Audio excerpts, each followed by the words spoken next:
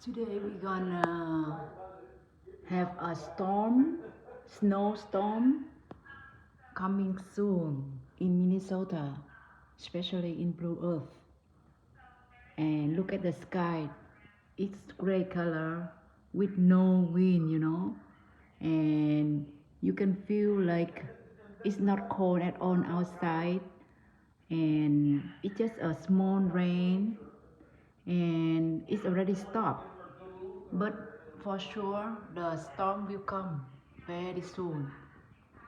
So we have to go to the market to buy the plastic to cover all of the windows of the house so that the storm will not hurt our house too much. So this is the first time we experience snowstorm.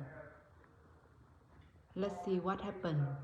I hope everybody will be fine and it's not so much scare or damage